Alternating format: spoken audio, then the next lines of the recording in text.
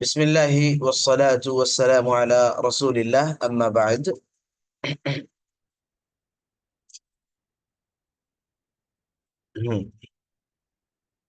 روزمرہ کے کاموں میں شرک کی ہی ایک فہرست اور مثالیں گنائی جا رہی تھی، جس میں پیج نمبر 54 پر پیج نمبر 54 پر تھا کہ شاہ عبد الحق کا توشہ حقہ پینے والا نہ کھائے۔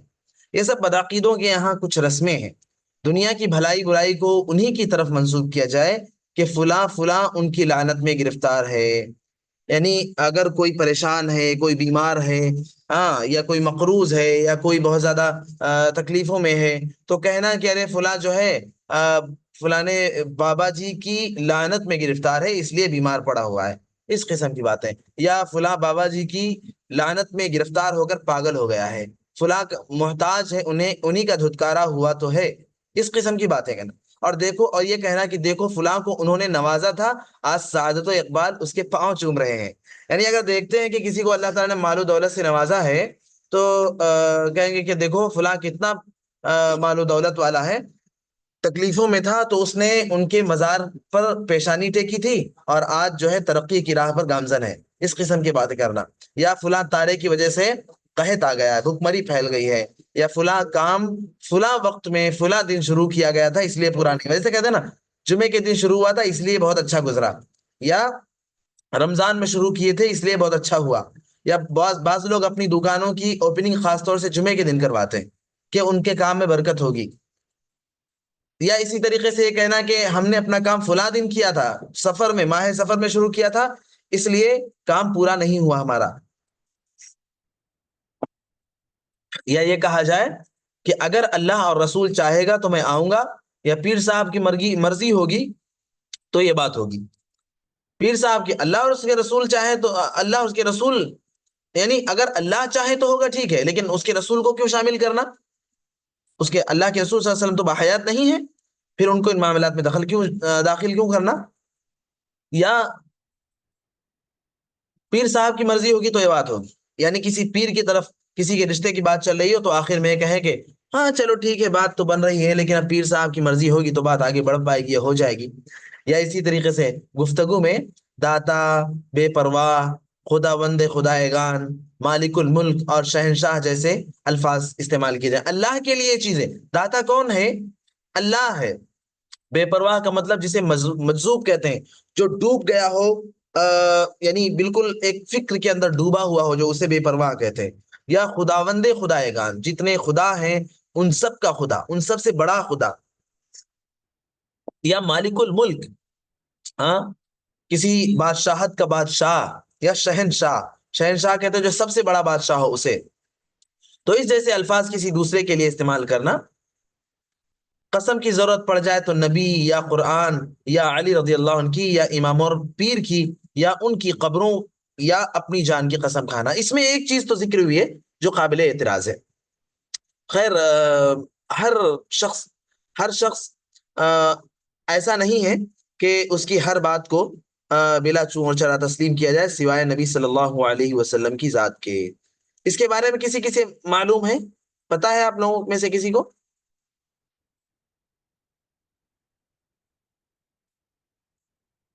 یہاں پر بات آئی ہے کہ قسم کی ضرورت پڑ جائے تو نبی کی قسم کھانا، یا قرآن کی قسم کھانا، یا علی رضی اللہ عنہ کی قسم کھانا، یا امام اور پیر کی قسم کھانا، یا ان کی قبروں کی قسم کھانا، یا اپنی جان کی قسم کھانا، سارے تو ٹھیک ہیں کہ سارے ہی شرکیہ ہیں، لیکن قرآن کی قسم کھانا، کیا یہ بھی شرک ہے؟ اگر یہ کہا جائے، ہاں، کیونکہ بولیے۔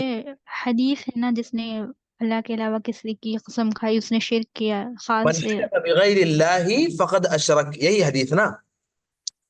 جی دیکھیے، قرآن مجید کے بارے میں اگر یہ بات کہی جائے کہ قرآن کی قسم کھانا جائز نہیں ہے، تو گویا ہم قرآن کو اللہ کی مخلوق مان رہے ہیں۔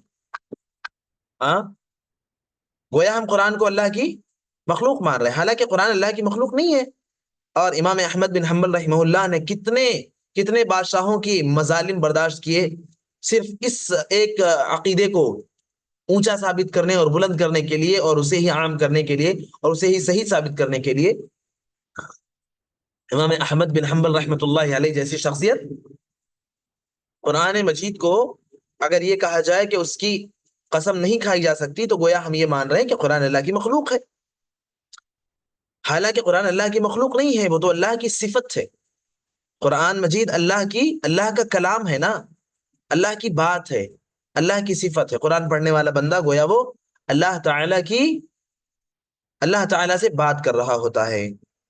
تو اس بارے میں علماء کا اختلاف ہے، صحیح اور راجح قول یہی ہے کہ قرآن کی قسم کھائی جا سکتی ہے اور اس میں معاملہ شرک تک نہیں پہنچے گا۔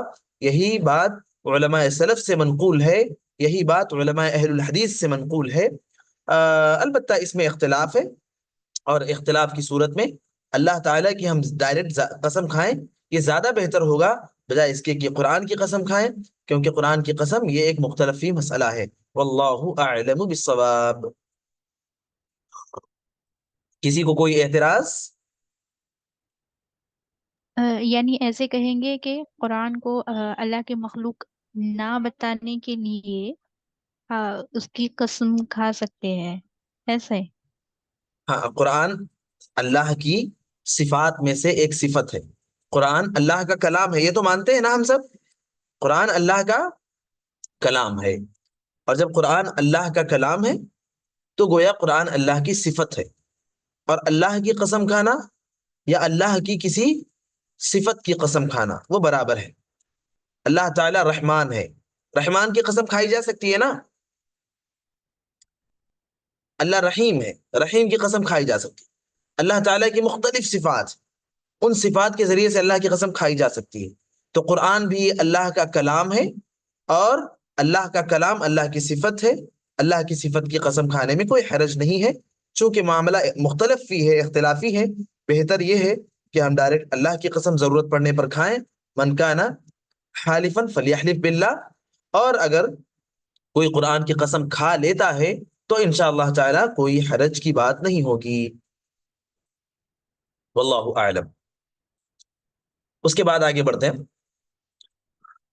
ان تمام باتوں سے شرک پیدا ہوتا ہے، یہ جو شاہ اسماعیل شہید، حالانکہ شاہ اسماعیل شہید رحمۃ اللہ علیہ خود ایک اہل حدیث اور سلفی عالم، لیکن انہوں نے بھی قرآن کی قسم کو شرک یہاں پر قرار دیا ہے۔ میں نے بتایا نا ایک مختلف مسئلہ ہے، اور اسی وجہ سے انہوں نے اسے شرک میں شمار کیا ہے۔ ان تمام باتوں سے شرک پیدا ہوتا ہے، اور اس کو شرک فی العادت کہتے ہیں۔ شرک فی العادت یعنی روزمرہ کے معاملات میں شرک، یعنی عام کاموں میں جیسی اللہ کی تعظیم کرنی چاہیے ویسی غیر اللہ کی تعظیم کرنا۔ شرک کی ان چاروں قسموں کو قرآن و حدیث میں صراحت کے ساتھ قرآن و حدیث میں ان کا صراحت کے ساتھ بیان آیا ہے۔ لہذا ہم یہ مسائل آئندہ ابواب میں ذکر کریں گے، یا ہم نے یہ مسائل آئندہ ابواب میں ذکر کیے ہیں۔ یہ تیسرا باب یہاں سے شروع ہو گیا ہے۔ اب تک ہم نے جو پڑھا وہ آپ سب کے لیے واضح ہے؟ جی بہنوں؟ جی الحمدللہ۔ الحمدللہ الحمدللہ۔ چلتے ہیں پھر تیسرے باب میں داخل ہوتے ہیں انشاءاللہ۔ شرک کی برائی، توحید کی خوبیاں۔ تیسرا باب شرک کی برائی اور توحید کی خوبیوں پر۔ تو اس بارے میں سب سے پہلے جو سرخی لگائی ہے انہوں نے، ہیڈنگ جو باندھی ہے وہ ہے شرک معاف نہیں ہو سکتا۔ اس کے لیے اللہ تعالیٰ کے کلام کی ایک آیت کریمہ پیش کی۔ اعوذ باللہ من الشیطان الرجیم، بسم اللہ الرحمن الرحیم۔ ان اللہ لا یغفر ان یشرک به ویغفر ما دون ذلك لمن یشاء ومن یشرک باللہ فقد ضل ضلالا بعیدا۔ یاد رکھو اللہ پاک اپنے ساتھ شرک کیے جانے کو معاف نہیں فرماتا، اللہ پاک اپنے ساتھ شرک کیے جانے کو معاف نہیں فرماتا، اور اس کے سوا جسے چاہتا ہے معاف کر دیتا ہے۔ ہر گناہ کو اللہ معاف کر دیتا ہے لیکن شرک کو معاف نہیں کرتا۔ جس نے شرک کیا وہ راہ سے بہت دور بھٹک گیا۔ شرک کرنے والا یعنی مشرک وہ راہ ہدایت سے گمراہ ہے، یعنی اللہ کی راہ سے بھٹکنا یہ بھی ہے کہ انسان حلال و حرام میں تمیز نہ کرے، حلال و حرام میں تمیز نہ کرے، چوری کرے، بیکاری میں مبتلا رہے. بیکاری میں مبتلا یعنی کام دھندے میں نہ رہے بلکہ فضول کے کاموں میں لگا رہے. نماز روزہ چھوڑ بیٹھے جو کہ اللہ کی عبادت کے کام. بیوی بچوں کی حق تلفی کرنے لگے, حقوق ادا نہ کرے ان کے, ماں باپ کی نافرمانی پر تلا رہے. لیکن جو شرک کی دلدل میں پھنس گیا وہ راہ سے زیادہ بھٹک گیا. گمراہ تو وہ بھی ہے جو چوری کرتا ہو, حلال و حرام کی تمیز نہ کرتا ہو, فضول کاموں میں لگا رہتا ہو, نماز روزہ چھوڑ بیٹھے, بیوی بچوں کے حقوق کو ادا نہ کرے, ماں باپ کی نافرمانی پر تلا رہے. یہ بھی وہ شخص بھی گمراہ ہے. لیکن وہ جس کی زندگی میں شرک جیسی برائی آ گئی وہ ان عام گمراہ لوگوں کے مقابلے میں بہت زیادہ خطرناک گمراہ ترین انسان ہے, کیونکہ وہ ایک ایسے گناہ میں مبتلا ہے جس کو حق تعالی بلا توبہ کبھی بھی معاف نہیں فرمائیں گے. اور دوسرے گناہوں کو شاید اللہ تعالیٰ معاف کرتے ہیں. دوسرے گناہوں کو تو اللہ تعالیٰ معاف کر سکتے ہیں, جیسا کہ اللہ نے کہا ان اللہ لا یغفر ان یشرک بہ ویغفر ما دون ذلک. شرک کے علاوہ جتنے گناہ ہیں سب کو اللہ تعالیٰ معاف کر سکتا ہے, لیکن شرک کو اللہ کبھی بھی معاف نہیں کرے گا. معلوم ہوا کہ شرک ناقابل عفو یعنی ناقابل معافی جرم ہے, اس کی کبھی بھی معافی نہیں ہو سکتی. ایسا جرم ہے اس کی سزا قطعی مل کر ہی رہے گی. شرک کی سزا اللہ تعالیٰ کے پاس لازماً, قطعی کا مطلب لازماً ملے گی ہی ملے گی, سے کوئی معافی اور کوئی چھٹکارا نہیں. اگر انتہائی درجے کا شرک ہے جس سے انسان کافر ہو جاتا ہے تو اس کی سزا ابدی جہنم ہے. یعنی شرک کی بھی الگ الگ قسمیں ہیں نا. ایک تو یہ جو قسمیں ابھی ہم نے پڑھا, اور ایک اس اعتبار سے کہ اس کی یعنی خطرناکی اور خطرناکی کے اعتبار سے. تو شرک کی ایک قسم ایسی ہے جو انسان کو کافر بنا دیتی ہے, اور شرک کی ایک قسم ایسی ہے جس سے انسان کافر تو نہیں ہوتا لیکن گناہگار ہو جاتا ہے, اور توبہ کرنے پر اللہ تعالیٰ سے معاف کر دیتے ہیں. شرک اصغر اور شرک اکبر. تو کہتے ہیں کہ اگر انتہائی درجے کا شرک ہے جس سے انسان کافر ہو جاتا ہے تو اس کی سزا ابدی جہنم ہے, نہ اس سے نکالا جائے گا اور نہ اس میں اسے چین اور آرام میسر آئے گا, ہمیشہ ہمیشہ کی جہنم اس کے لیے. اور جو کم درجے کے شرک ہیں یعنی شرک اصغر, ان کی سزا اللہ تعالیٰ کے یہاں جو مقرر ہے وہ ضرور ملے گی. شرک اصغر کی سزا جو اللہ تعالیٰ کے پاس مقرر ہے وہ ضرور ملے گی, لیکن امید ہے کہ وہ شرک اصغر کی سزا بھگتنے کے بعد اللہ تعالیٰ کی کرم فرمائی سے جہنم سے نکال کر جنت میں داخل کر دیا جائے. اور دیگر گناہوں کی اللہ تعالیٰ کے یہاں جو سزائیں مقرر ہیں وہ اللہ تعالیٰ کی مرضی پر ہیں, خواہ وہ اسے دے یا نہ دے. انسان کے اوپر ہے, انسان کے گناہوں کی کیفیت کے اوپر ہے. اللہ تعالیٰ بخوبی جانتا ہے, اللہ تعالیٰ کسی پر ظلم کرنے والا نہیں ہے. وہ ایسی ذات نہیں ہے کہ بندوں میں سے کسی کو سزائیں دے اور کسی کو چھوڑ دے, بلکہ اللہ تعالیٰ ساروں کے ساتھ, سبھی کے ساتھ انصاف کرنے والا ہے. تو وہ انصاف کے مطابق جس کو سزا دینی ہے اسے سزا دے گا, اور جو سزا کا مستحق نہیں ہوگا اللہ تعالیٰ اسے معاف کر دے گا. جس طریقے سے اسکول میں اگر ہم پڑھتے ہیں تو اسکول میں اگر 4-5 اسٹوڈنٹس نے غلطیاں کی ہیں تو ان میں سے کبھی ایسا بھی ہوتا ہے کہ ٹیچر ان میں سے کسی کو معاف کر دیتے ہیں, اور معافی کے پیچھے کہیں نہ کہیں سبب یہ ہوتا ہے کہ وہ اسٹوڈنٹ وہ عام دنوں میں پڑھائی میں اچھا ہوتا ہے, اخلاق کے اعتبار سے دوسروں کے مقابلے میں بہتر ہوتا ہے, اس کی غلطیاں کم ہوتی ہیں, تو اللہ تعالیٰ تو ٹیچر اسے معاف کر دیتے ہیں. بقیہ جو دوسرے ہوتے ہیں انہیں ٹیچر سزا دیتے ہیں. تو اللہ تعالیٰ بھی اسی طریقے سے گناہ کرنے والوں میں سے کسی کو معاف کرے گا اور کسی کو سزا دے گا. اس میں یہ بالکل یہ چیز نہیں ہے کہ اللہ تعالیٰ کسی کے ساتھ والعیاذ باللہ ناانصافی کرے گا, ایسا بالکل نہیں ہونے والا ہے. اللہ تعالیٰ سے اس بات کی امید بھی نہیں کی جا سکتی, اور اللہ تعالیٰ کی ذات میں یہ چیز سوچی بھی نہیں جا سکتی. واضح واضح ہے. بڑھے جی آگے. الحمدللہ. ہاں الحمدللہ. چلیے آگے بڑھتے ہیں. یہاں پر صاحب کتاب نے شرک کی مثال بیان کی. تو شرک کی مثال کیا بیان کی ہے دیکھیے. یہ بھی معلوم ہوا کہ شرک سے بڑا کوئی گناہ نہیں. اس کو اس مثال سے سمجھو, مثلا بادشاہ کے یہاں رعیت کے لیے یعنی بادشاہ کے انڈر میں جو لوگ جیتے ہیں رہتے ہیں ان لوگوں کے لیے ہر قسم کی سزائیں مقرر ہیں. مثلا چوری ڈکیتی, پہرا دیتے دیتے سو جانا, دربار میں دیر سے پہنچنا, میدان جنگ سے بھاگ جانا, سرکار کے پیسے پہنچانے میں کوتاہی کرنا وغیرہ وغیرہ.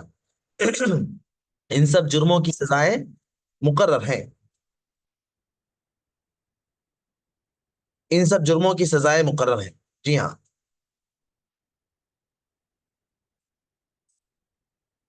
اب بادشاہ کی مرضی ہے، چاہے تو سزا دے اور چاہے تو معاف کر دے، لیکن بعض جرائم ایسے بھی ہوتے ہیں جن سے بغاوت ظاہر ہوتی ہے، جن سے ایسا لگتا ہے کہ وہ یا سامنے والے نے بادشاہ کے مقابلے میں اپنے آپ کو بڑا دکھانے کی کوشش کی ہے۔ مثلا کسی امیر کو یا وزیر کو یا چودھری کو یا رئیس کو یا بھنگی کو یا چمار کو بادشاہ کی موجودگی میں بادشاہ بنا دیا جائے۔ ارے بادشاہ موجود ہے، اس کی موجودگی میں کسی کو، کسی امیر کو یا وزیر کو یا کسی رئیس کو یا کم سے کم درجے کے انسان یعنی کسی بھنگی یا چمار کو بادشاہ بنا دیا جائے، بادشاہ کے برابر کھڑا کر دیا جائے، تو یہ تو بغاوت ہوئی نا، بادشاہ کے مقابلے میں دوسرے کو کھڑا کرنا۔ تو اس قسم کی حرکت بغاوت ہے، یا ان میں سے کسی کے واسطے تاج یا تخت شاہی بنایا جائے۔ بادشاہ کے لیے تاج ہوتا ہے، کسی اور کے لیے بنا دیا جائے تو اس قسم تو، یا ذل سبحانی کہا جائے۔ ذل سبحانی یہ دراصل بادشاہ اکبر کا ایک صفت اس کے لیے مقرر کی گئی تھی، ذل سبحانی۔ تو کہا جائے یا اس کے سامنے شاہانہ آداب بجا لائے جائیں، یا اس کے لیے ایک جشن کا دن جس طریقے سے بادشاہ کے لیے ہوتا ہے اس کے لیے مقرر کر دیا جائے، اور بادشاہ کی ہی سی نظر دی جائے۔ بادشاہ کو جس طریقے سے بادشاہ سے پیش آیا جاتا ہے، بادشاہ کی موجودگی میں کسی اور کو کھڑا کر کے اس کے ساتھ وہ سارے معاملات انجام دیے جائیں، تو یہ جرم تمام جرموں سے بڑا ہے، ظاہر سی بات ہے، اور اس جرم کی سزا یقیناً ملنی چاہیے۔ جو بادشاہ اس قسم کی سزاؤں کی، اس قسم کی جرائم کی سزاؤں سے غفلت برتتا ہے، اس کی سلطنت کمزور ہوتی ہے۔ کیسے اس کی سلطنت کمزور ہوتی ہے؟ جب بادشاہ کی موجودگی میں کسی اور کو بادشاہ بنا کر کھڑا کر دیا جائے گا اور بادشاہ اس پر خاموش رہے گا، تو پھر لوگوں کو یا بغاوت کرنے والوں کو ایسا محسوس ہوگا کہ پھر تو بادشاہ کو یہ چیز کوئی بہت بڑی محسوس نہیں ہوتی، اور دھیرے دھیرے کر کے بادشاہ کو اس کی گدی سے معزول کر دیا جائے گا۔ ارباب دانش یعنی عقل مند لوگ اس قسم کے بادشاہ کو نااہل کہتے ہیں۔ نااہل مانی، نااہل کا مطلب جو کام کے لائق نہ ہو، جو اپنی صلاحیت سے محروم ہو، ایسا۔ تو اس قسم کے بادشاہ کو نااہل کہتے ہیں۔ لوگوں، اس مالک الملک غیرت مند بادشاہ سے ڈر جاؤ جس کی طاقت کا حد و شمار نہیں۔ جب دنیا دار بادشاہ، جب دنیا پر راج کرنے والا بادشاہ، اس کے برابر کسی کو کھڑا کر دیا جائے تو وہ سزا دیے بغیر نہیں چھوڑتا، تو بھلا پروردگار جو اس پوری کائنات کا بلکہ بادشاہوں کا بادشاہ ہے، تو جتنے اس دنیا میں بادشاہ ہیں ان سب کا بادشاہ ہے، بھلا وہ کیسے اس بات کو برداشت کر لے گا کہ اس کے برابر کسی غیر کو ٹھہرا دیا جائے؟ وہ اعلیٰ درجے کا غیرت والا ہے، وہ اس بات کو برداشت نہیں کر سکتا۔ بھلا وہ مشرکوں کو کیوں سزا نہیں دے گا، اور بلا سزے انہیں بھلا کیسے اللہ تعالیٰ چھوڑ دے گا؟ اللہ تعالیٰ تمام مسلمانوں پر رحم فرمائے اور انہیں شرک جیسی خطرناک آفت سے محفوظ رکھے۔ بڑی ہی اچھی مثال پیش کی ہے کہ ذرا بتائیں، کوئی بادشاہ ہو اور بادشاہ کے مقابلے میں، بادشاہ کی موجودگی میں کوئی کسی امیر کو، فقیر کو، کسی کم سے کم درجے والے انسان کو یا بڑے سے بڑے درجے والے انسان کو بادشاہ کی موجودگی میں اس کے برابر کا درجہ دے دے۔ جو بادشاہ کو تاج پہنایا جاتا ہے وہ تاج اسے پہنا دے، جو تخت بادشاہ کے لیے ہو اس جیسا تخت اس کے لیے مقرر کر دے، یا بادشاہ کے مقام پر اسے بٹھا دے، تو بھلا بادشاہ اس چیز کو کیسے برداشت کرے گا؟ بادشاہ تو لازماً اسے سزا دے گا۔ تو جب دنیا دار بادشاہوں کا یہ حال ہے، جب دنیا میں کوئی بادشاہ کے برابر کسی اور کو کھڑا کرے تو سزا دے گا، تو اللہ تبارک و تعالیٰ تو بہت زیادہ غیرت والا ہے، وہ بھلا کیسے برداشت کرے گا کہ اس کے برابر کسی غیر کو ٹھہرایا جائے، کسی غیر کو شریک کیا جائے؟ شرک سب سے بڑا عیب ہے، سب سے بڑی برائی ہے، سب سے بڑا جرم ہے، سب سے بڑا گناہ ہے۔ اللہ تعالیٰ فرماتے ہیں وَإِذْ قَالَ لُقْمَانُ لِابْنِهِ وَهُوَ يَعِظُهُ يَا بُنَيَّ لَا تُشْرِكْ بِاللَّهِ ان الشرک لظلم عظیم۔ لقمان علیہ السلام نے اپنے بیٹے کو نصیحت کرتے ہوئے کہا تھا کہ یا بنی لا تشرک باللہ، کہا اے بیٹے اللہ کے ساتھ شریک نہ کرنا، اللہ کے ساتھ شرک نہ کرنا، یقیناً شرک بہت بھاری ظلم ہے، یقیناً شرک بہت بڑا ظلم ہے۔ تو یہ ظلم اللہ کی ذات کے ساتھ، کوئی انسانوں کے ساتھ ظلم کرتا ہے، کوئی خود اپنی ذات کے ساتھ ظلم کرتا ہے، لیکن ظلم کی قسموں میں سب سے بھیانک قسم اللہ کی ذات کے ساتھ ظلم ہے۔ یعنی اللہ تعالیٰ نے حضرت لقمان علیہ السلام کو بصیرت عطا فرمائی تھی، انہوں نے عقل سے معلوم کیا کہ کسی کا حق کسی کو دے دینا بڑی بے انصافی ہے۔ اگر میں نے آپ سے قرض لیا ہے اور میں آپ کا قرض کسی غیر کو لوٹا دوں تو ظاہر سی بات ہے آپ کو ناراضگی ہوگی اور آپ کہیں گے کہ میرا قرض تو میرا حق تو مجھے ملا ہی نہیں، تو یہ تو بڑا ظلم ہوگا۔ پھر جس اللہ کا حق اللہ کی مخلوق میں کی مخلوق میں سے سب کو دے دیا، اس نے بڑے سے بڑے کا حق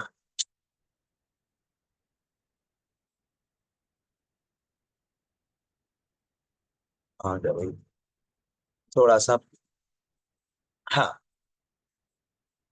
اس نے بڑے سے بڑے کا حق ذلیل شخص کو دے دیا۔ جس نے اللہ تعالیٰ کا حق کسی کو دیا، سجدہ اللہ کا حق ہے کسی غیر کے لیے کیا، اس نے سجدہ جھکنا یا پیشانی ٹیکنا یہ اللہ کے لیے ہے کسی غیر کے لیے کیا، ہاتھ باندھ کر کھڑے ہونا یہ اللہ کے لیے کسی غیر کے لیے کیا۔ پوری دنیا کی تمام چیزوں کا علم، غیب کا علم اللہ کا حق ہے، کسی غیر کے بارے میں یہ عقیدہ رکھنا کہ ان کے پاس بھی غیب کا علم ہے۔ دنیا کا نظام، بیماری دینا، شفا دینا، موت دینا، زندگی دینا اللہ کا حق ہے، کسی غیر کے لیے ان چیزوں کو ماننا یہ سب بھلا اللہ تبارک و تعالیٰ اس بات کو کیسے برداشت کر سکتا ہے؟ اور اللہ تعالیٰ کا جو حق ہے وہ کسی غیر کو دینا، گویا بڑے سے بڑے کا حق ذلیل شخص کو دے دیا۔ اس نے بڑے سے بڑے کا حق ذلیل شخص کو دے دیا، کیونکہ اللہ سب سے بڑا ہے اور اللہ کے مقابلے میں اس کی مخلوق کی غلامانہ حیثیت ہے۔ انسان کی کیا حیثیت اللہ تعالیٰ کے مقابلے میں؟ جس ذات نے انسانوں کو بنایا ہے، جس ذات نے انسانوں کو کریٹ کیا ہے، پیدا کیا ہے، اس ذات کے مقابلے میں انسانوں کی کیا حیثیت ہو سکتی ہے؟ بلکہ اس ذات کے مقابلے میں انسان کو لایا ہی نہیں جا سکتا، پیش ہی نہیں کیا جا سکتا۔ جیسے کوئی تاج شاہی ایک چمار کے سر پر رکھ دے، یعنی نچلے درجے کے انسان کے سر پر رکھ دے، بھلا اس سے بڑھ کر اور کیا نا انصافی ہوگی؟ بادشاہ تو بادشاہ ہے، اس کا تاج کسی عام انسان کے سر پر تو نہیں رکھا جا سکتا، نچلے درجے کے انسان کے سر پر رکھنا تو بڑی عجیب بات ہوگی۔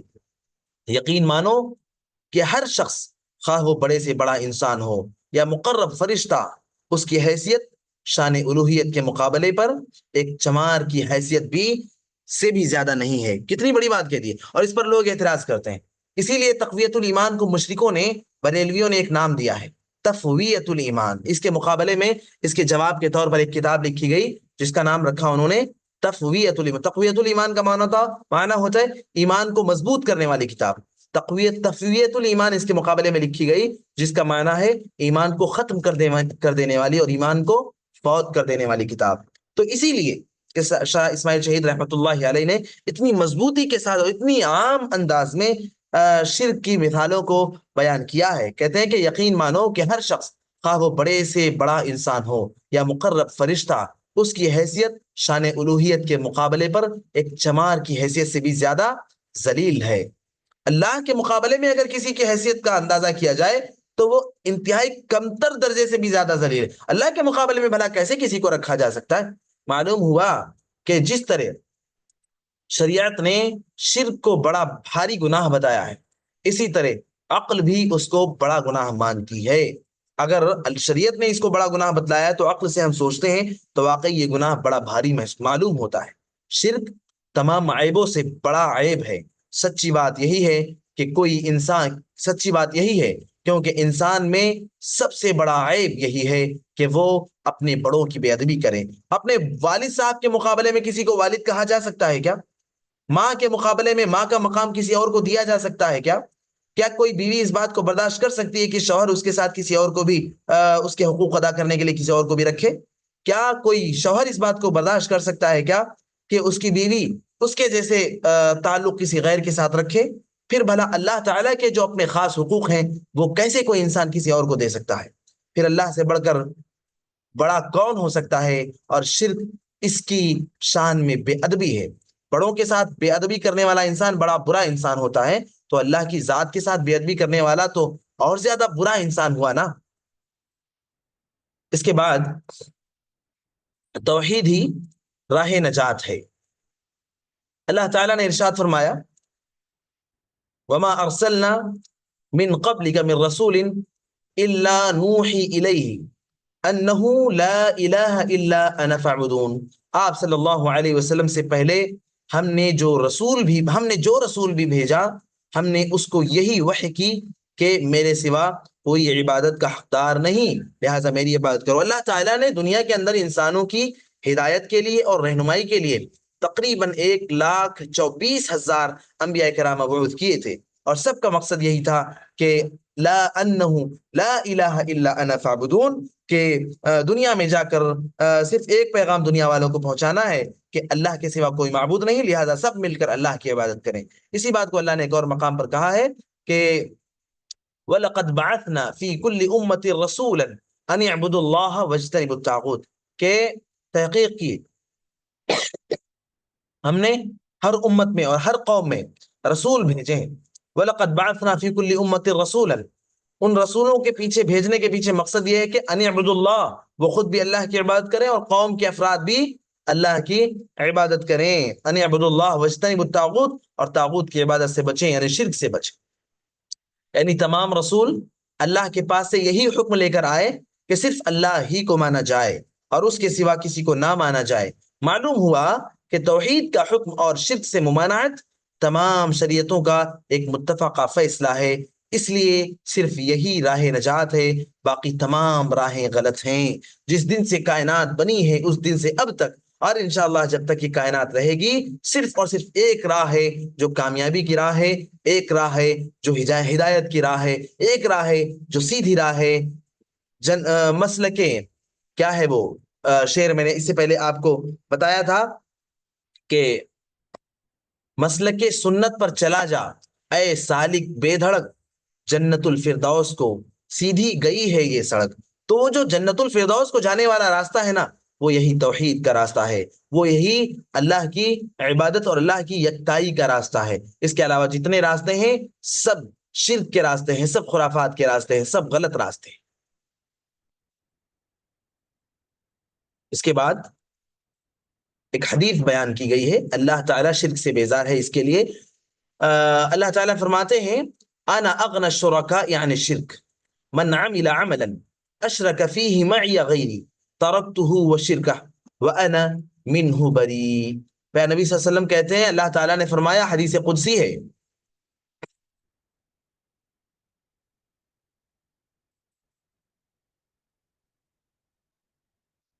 یہاں پر تھوڑی سی مسٹیک ہے، اللہ کے نبی صلی اللہ علیہ وسلم کا قول نہیں ہے یہ اللہ تعالیٰ کا قول ہے، یہ حدیث قدسی ہے. اللہ تعالیٰ کہتے ہیں کہ میں شریکوں میں سب سے زیادہ شرک سے بے پرواہ ہوں. شریک یعنی شرک کرنے والے جن کو پارٹنر بناتے ہیں، کوئی کام کر رہے ہیں تو کئی لوگوں کے لیے، نماز پڑھ رہے ہیں تو اللہ کے لیے خالص نہیں، اس میں دوسروں کا کو حصے دار بھی بنا دیا، دوسروں کے لیے بھی اس نماز کو پڑھی جا رہی ہے. تو اللہ تعالیٰ کہتے ہیں میں ان سب سے بے پرواہ ہوں. جس نے کوئی ایسا عمل کیا جس میں اس نے میرے ساتھ غیر کو شریک کیا تو میں اس کو اور اس کے شریک کو چھوڑ دیتا ہوں اور اس سے بیزار ہو جاتا ہوں. یعنی جس طرح اور لوگ اپنے مشترک چیز آپس میں تقسیم، اپنی مشترک چیز آپس میں تقسیم کر لیتے ہیں، میں اس طرح نہیں ہوں، اس طرح نہیں کرتا کیونکہ میں بے پرواہ ہوں. جیسے انسان اپنے کاروبار کو آپس میں پارٹنرشپ میں کرے یا اپنے گھر بار کے معاملات کو